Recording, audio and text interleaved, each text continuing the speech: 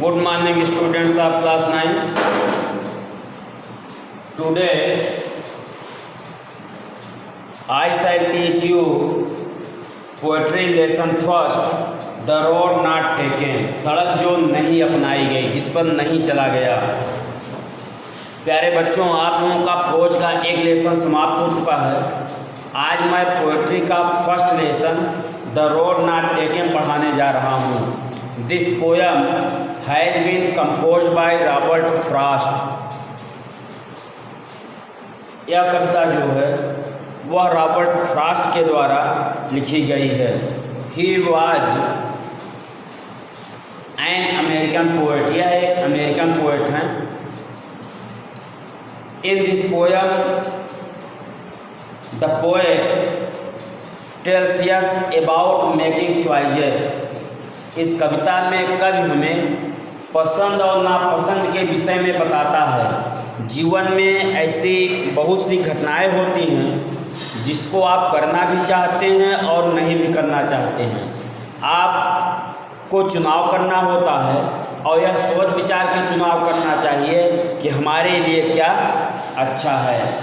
And the choices that shape us. Robert Frost is an American poet who writes simply but insightfully about common ordinary experiences. देखिए, in this poem the poet tells us about choices and the choices that shape us। और हम उस का चुनाव करते हैं जो हमें ढालती है, अर्थात हम यह सोचते हैं काश मैंने यह काम किया होता तो मुझे इसमें निश्चित रूप से सफलता मिलती। देखिए फर्स्ट स्टेंजा देखिए। Two roads divorced in a yellow would. Roads मतलब सड़कें, डाइवर्स मतलब विभाजित हुई। इन ए येलो वुड, येलो माने पीला, वुड माने जंगल। एंड सॉरी, सॉरी मतलब दुख। आई कुड नॉट ट्रेवल मतलब यात्रा करना, बोथ माने दोनों। And be one traveller, traveller मतलब यात्री। लॉन्ग आई स्टूड, स्टूड मतलब खड़ा था। And looked down one as far as I could to where it bent, bent मतलब मुड़ी हुई, झुकी हुई। इन द अंडरग्रोथ, अंडरग्रोथ मतलब घनी झाड़ियाँ व पौधे। देखिए पहले स्टेंजा में कवि क्या कहता है कि two roads divorced in a yellow would.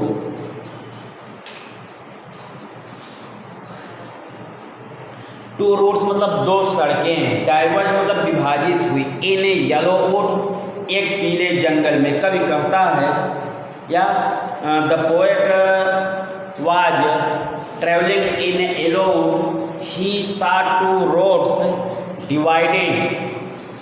कवि जो है वह एक पीले जंगल में जा रहा था। Fair he saw two roads divided, जहाँ पर वह दो सड़कों को देखा। किस तरह से? बोथ रोड्स आर डाइवर्स्ड, दोनों सड़कें क्या हो रही थी? विभाजित हो रही थी। तो two roads divorced in a yellow would, कवि कहता है कि दो सड़कें एक पीले जंगल में विभाजित हुई। And sorry I could not travel both, और कभी दुखी है कि मैं इन दोनों सड़कों पर यात्रा नहीं कर सकता था। एंड बी वन ट्रेवलर, क्योंकि मैं एक अकेला यात्री था। The poet is very sad because he could not travel on both roads because he was only one traveller. कवि जो है वह बहुत दुखी है क्योंकि वह एक साथ दोनों सड़कों पर यात्रा नहीं कर सकता था, क्योंकि वह एक अकेला यात्रा था और सड़कें कितनी थी? दो। Long I stood and looked down one as far as I could. Long I stood, बहुत देर तक मैं वहाँ खड़ा था। And looked down one as far as I could to where it bent in the undergrowth. कवि कहता है कि मैं वहाँ बहुत देर तक खड़ा होकर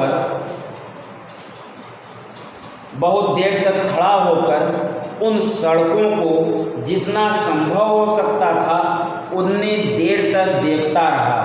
कब तक? जब तक कि वे घनी झाड़ियों और पौधों में झुक नहीं गए, मुड़ नहीं गए। अर्थात the poet was standing very long time to see the roads. कवि जो है वह दोनों सड़कों को देखते हुए बहुत देर तक खड़ा रहा। कब तक खड़ा रहा?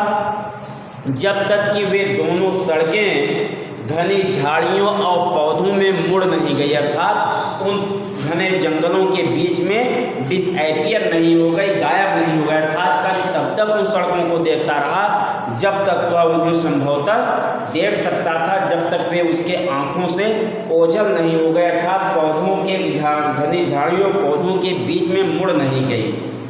Then took the other just as fair and having perhaps the better claim माने अधिकार, because it was grassy and wanted wear।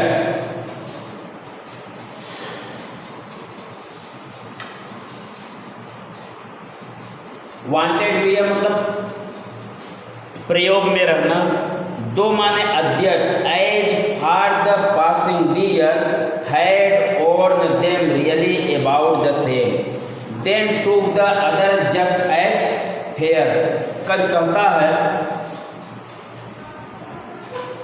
Then took the other just as fair. कल कहता है देन टूक द, अर्थात टूक द अदर। कल कहता है कि तब मैंने दूसरी सड़क को लिया, अर्थात मैं दूसरी सड़क पर चला, जस्ट एज फेयर, जो कि सुंदर थी, अर्थात जो उचित था। मतलब then the poet said that he choose second roads that was fair, that was just, जो उचित था, जो ठीक था। कब कहता है तब मैंने दूसरी सड़क को लिया जो कि उचित था। And having perhaps the better claim, और संभवतः यह अधिकार भी था, अर्थात संभवतः उस सड़क के चुने जाने का अधिकार भी था। क्यों कवि ने उस दूसरी सड़क को चुना? बिकॉज, क्योंकि it was grassy and wanted wear. Because it was grassy, अर्थात because this road was full of grass, क्योंकि यह सड़क घासों से युक्त थी, अर्थात उस सड़क पर बहुत अधिक घास थी। एंड वांटेड वियर, और वह सड़क प्रयोग में आकर घिसना चाहती थी, अर्थात उस सड़क पर जो घास थी वह घिसना चाहती थी, अर्थात उस सड़क पर लोग चले नहीं थे, जिस कारण उस सड़क पर घास उगाई थी। Though as far that the passing there had worn them really about the same. Though as far that the passing there, though माने अध्यक्ष, as far that the passing here, अर्थात वह सड़क भी प्रयोग होना चाहती थी, अर्थात वह सड़क भी चाहती थी कि हम पर लोग चले, अर्थात वह प्रयोग में आना चाहती थी। Had on them really about the same, जहाँ तक मैं चला था दोनों एक सी प्रयोग हुई थी। Had on them really about the same, अर्थात दोनों सड़क एक जैसे ही प्रयोग हुई थी, अर्थात दोनों सड़कों पर लोग चले थे। फिर से देख लीजिए इस स्टेंजा को। Then took the other just as fair, कभी कहता है कि तब मैंने दूसरी सड़क का चुनाव किया जो कि उचित था, अर्थात इट वाज प्रॉपर, यह it was proper that I choose the second roads, मतलब यह उचित था, मैंने दूसरी सड़क का चुनाव किया। And having perhaps the better claim, और संभवतः यह और अधिक अच्छा अधिकार था। Because it was grassy and wanted wear, क्योंकि इस पर घास था और यह सड़क प्रयोग में आना चाहती थी। Though as far that the passing there had worn them really about the same, वह भी सड़क प्रयोग में होना मांगती थी, वह भी सड़क प्रयोग में होना चाहती थी। और जहाँ तक मैं चला था संभवतः दोनों सड़क या दोनों सड़कें एक जैसे ही प्रयोग हुई थी। And third stanza, and both, and that morning equally ले, इक्वली मतलब बराबर, ले मतलब पड़ी हुई थी, इन लीव्स मतलब पत्तियाँ, नो स्टेप, स्टेप माने कदम, हैड ट्रोडन ब्लैक, ट्रोडन मतलब पाँव द्वारा कुचल दिया जाना, रौंद दिया जाना। Oh I kept the first for another day, yet knowing, yet माने फिर भी, नोइंग मतलब जान करके, how way leads on to way, I doubted, doubted मतलब संदेह किया, if I should ever come back, and both that morning equally lay, और उस समय दोनों सड़कें मेरे सम्मुख थी, अर्थात प्रातःकाल दोनों सड़कें मेरे सम्मुख थी। Means the poet wants to tell us that the poet was standing on a spot where two roads diverged, मतलब कवि कहता है कि सुबह हुआ एक ऐसे स्थान पे खड़ा था जहां दोनों सड़कें आपस में विभाजित हो रही थी। मीन्स कवि यह कहना चाहता है कि प्रातःकाल सुबह दोनों सड़कें उसके सम्मुख ही थी। In leaves no step had trodden black, और उन सड़कों पर पड़े हुए पत्तों को किसी ने अपने पैरों से रौंदा नहीं था, कुचला नहीं था। अब यहाँ पे पैर से रौंदने का मतलब क्या है कि सड़क पर जो पत्तियाँ पड़ी हुई थी उस पर कोई भी यात्री चला नहीं था। यह कवि जो है वह पहला यात्री था जो उस सड़क पर जाना चाहता था। इन लीड्स नो स्टेप है ट्रोडन ब्लैक, और उस सड़क पर पड़ी हुई पत्तियों को किसी ने पैर से रौंदा नहीं था। ओह अरे, आई kept the first for another day, अरे मैंने पहली सड़क किसी और दिन चलने के लिए रख ली। मतलब कवि ने क्या किया कि वह अकेला यात्री था, वह दोनों सड़कों पर एक साथ नहीं चल सकता था, इसलिए वह क्या किया, उसने एक सड़क को अगले दिन चलने के लिए रख लिया।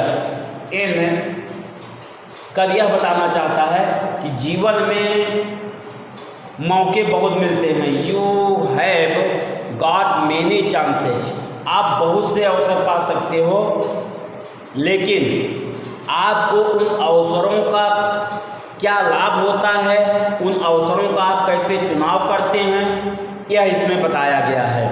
ओह I kept the first for another day, अरे मैंने पहली सड़क किसी दूसरे दिन चलने के लिए रख ली।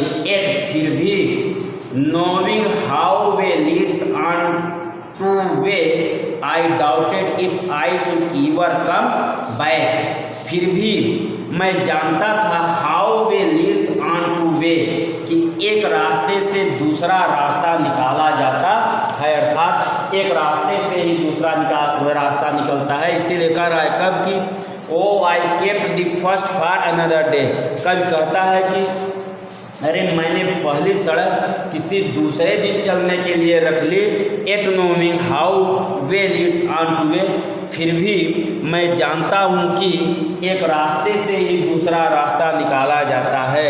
आई doubted if I should ever come back, और आई डाउटेड मैंने संदेह किया कि कभी मैं वापस आ भी पाऊँगा कि नहीं।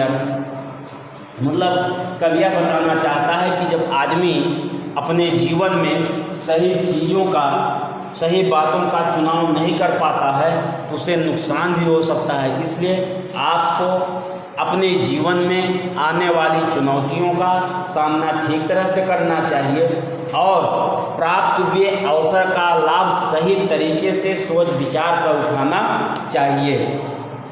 तो आई doubted if I should ever come back, और मैं संदेह में हो गया और मुझे संदेह हुआ कि आई शुड एवर कम बैक, कि मैं कभी वापस आ भी पाऊँगा कि नहीं, अर्थात मैं इस सड़क पर दोबारा कभी आ भी पाऊँगा कि नहीं।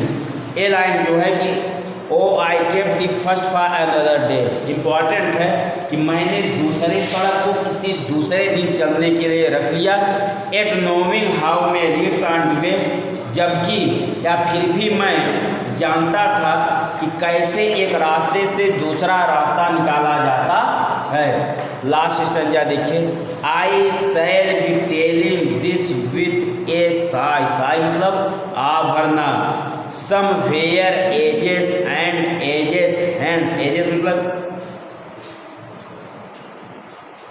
समवेयर युगों तक, हैंस माने क्योंकि भी होता है, और यहाँ पे जो सेंस है वह आगे भविष्य में। Two roads diverge in a wood and I took the one less travelled by and that has made all the difference. I shall be telling this with a sigh somewhere ages and ages है। कभी सदियों बाद, कभी कहता है कि कभी भी भविष्य में मैं एक आ भरते हुए गहरी सांस लेते हुए कहूँगा कि two roads diverge in a wood, कि जंगल में, किसी जंगल में दो सड़कें विभाजित हो रही थी, and I took the one less travelled bye, और मैंने उस सड़क का चुनाव किया, वन लेस ट्रेवल्ड बाय जो कि कम चली हुई थी, and that has made all the differences, और उसी से मेरे भविष्य में अंतर पड़ा। तो कवि कहता है कि I shall be telling this with a sigh somewhere ages and ages hence, I shall be telling this with a sigh, मैं कभी भविष्य में गहरी सांस लेकर आहें भरकर यह कहूँगा कि two roads diverge in a wood, कि किसी जंगल में दो सड़कें विभाजित हो रही थी, and I took the one less travelled bye, और मैंने उस सड़क का चुनाव किया जो कम चली हुई थी, and that has made all the differences, और उसी ने मेरे भविष्य में अंतर पैदा किया, उसी से मेरे भविष्य में अंतर आया। इसलिए कवि यह बताना चाहता है कि अपने जीवन में अपने भविष्य को बनाने के लिए आप प्राप्त हुए अवसरों का इस तरह से चुनाव करें जिससे आपका भविष्य उज्जवल हो और जो आपके भविष्य में अंतर पैदा कर दे। Thank you.